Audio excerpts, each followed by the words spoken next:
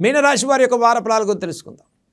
15 ఫిబ్రవరి 2026 ఆదివారం నుంచి 21 ఫిబ్రవరి 2026 శనివారం వరకు మీనరాశి వారి యొక్క గ్రహగతుల ఆధారంగా వార ఫలాలు చూసుకున్నట్లయితే,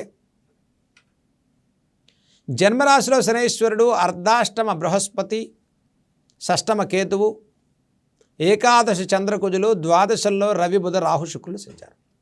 ఇక మీనరాశి వారికి ఏలినాడి శని ప్రభావంతో ద్వాదశంలో చతుర్థగ్రహ కూటమి, షష్టమ కేతువు, అర్ధాష్టమ బృహస్పతి యొక్క సంచారం.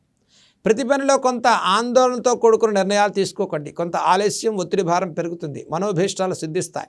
దైవిక బలంతో కార్యాచరణ పూర్తి చేయండి. అనవసర పెట్టుబడులు, పార్ట్నర్షిప్లు, లావాదేవీలు, speculation, legal, real estate, construction రంగాల్లో ఇన్వెస్ట్మెంట్స్ విషయంలో కొంత సమయాన్ని తీసుకుని ముందుకెళ్ళడం ఈ రాశి వారికి చెప్పదగ్గ సూచన. కాబట్టి ద్వాదశంలో 4 గ్రహాల కూటమి కొంత నష్టాన్ని తగ్గించే అవకాశం ఉంది. అయినప్పటికీ అనవసరమైన విషయాల్లో ఆందోళన చెందకండి. ఆరోగ్య విషయాల్లో శ్రద్ధ తీసుకోండి. దైవిక బలాన్ని పెంచుకోండి. లాభస్థిత చంద్రకుజుల సంచారం వల్ల వారం ప్రారంభంలో అన్నింటా ప్రోత్సాహకరమైన ఫలితాలు కలుగుతాయి. మానసికమైనటువంటి ఒత్తిడితో కూడుకున్న నిర్ణయాలు తీసుకోకండి. ఆత్మవిశ్వాసంతో ప్రతి సమస్యను అధిగమించి విజయాలు సాధించుకోవచ్చు. విద్యార్థులకు కొంత లేజీనెస్ వదిలేసి తెల్లవారుజాములే చదువుకోవటం విద్యా ఉత్తీర్ణతకు సానుకూల పరిస్థితులు ఇస్తాయి. విదేశీ ఉద్యోగాలు, విదేశీ ప్రయత్నాల వారు కొంత సమయాన్ని తీసుకుని ముందుకెళ్ళటం చెప్పదగ్గ సూచన. Real estate, construction, iron, oil, automobile, exporting, importing లాంటి వ్యాపారస్తులకు పెట్టుబడి విషయాల్లో సమయాన్ని తీసుకుని ముందుకెళ్ళటం చెప్పదగ్గ సూచన. మీనరాశి వారికి జన్మశనైశ్వరుడు ఏలినాడి శని ప్రభావంతో రుణబాధలు కానీ, గృహ నిర్మాణాలు కానీ, కన్స్ట్రక్షన్ సైడ్ ఉండేటువంటి వారు ఒత్తిడితో కూడుకున్న నిర్ణయాలు తీసుకోకండి.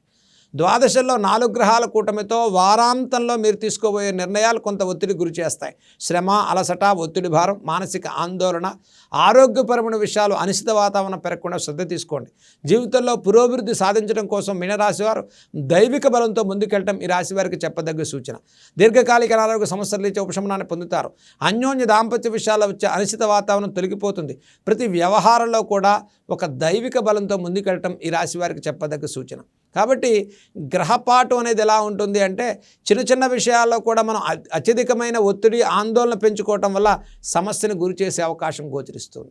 మీనరాశి వారు ఏలినాడి శని ప్రభావంలో సమస్యకు తావివ్వకండి. అత్యధికమైన చర్చలు చేయకండి. అనవసరమైన లోన్స్ తీసుకోకండి.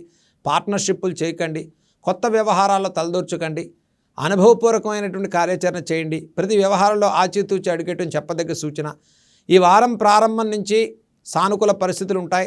4 గ్రహాల కూటమి మీనరాశి వారికి పెద్ద నష్టం కలగజేయదు. అయినప్పటికీ ఈ రాశివారి చేతికిన పరిహారాలు చూసుకున్నట్లయితే, ఈ మహాశివరాత్రి పర్వదిన సమయంలో ఈ రాశివారు మధుతో కూడుకున్నటువంటి తేనెతో కూడుకున్న శివాభిషేకాన్ని చేసుకోండి. మహన్యాస రుద్రాభిషేకం శుభప్రదమైన ఫలితాలను ఇస్తుంది. శివ కవచాన్ని, శివ సహస్రనామాన్ని చదువుకోండి. శివ కళ్యాణంలో పాల్గొనండి. శివుడి యొక్క సన్నిధిలో ఆవునేయి దీపాన్ని పెట్టండి. పంచాక్షరి నామాన్ని జపం చేసుకోండి. అలాగే నవగ్రహాల్లో శనైశ్వరుడికి తైలాభిషేకాన్ని శనివారం రోజు చేసుకోవటం కూడా మరి మీనరాశి వారికి ఈ వారంలో చక్కటి శుభప్రదమైన ఫలితాలను కలిగించాలని, అన్నింటా మానసికంగా, ఆర్థికంగా, ఆరోగ్యంగా, కుటుంబపరంగా ఈ చతుర్థగ్రహ కూటమి అనేది ద్వాదశ స్థానంలో పట్టం, ఏకాదశిలో చంద్రకుజుల యొక్క సంచారం మీనరాశి వారికి నష్టం తగ్గుతుంది. అత్యధికమైనటువంటి ఆందోళనతో ఒత్తిడి పెంచుకోకండి. ఉద్యోగ బదిలీలు, ఉద్యోగ మార్పుల విషయంలో కొంత సమయాన్ని తీసుకోండి. అనవసర హామీలకు తావివ్వకండి.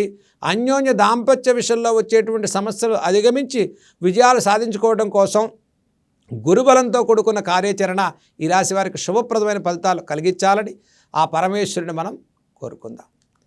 సర్వే జన సుఖినో భవంతు.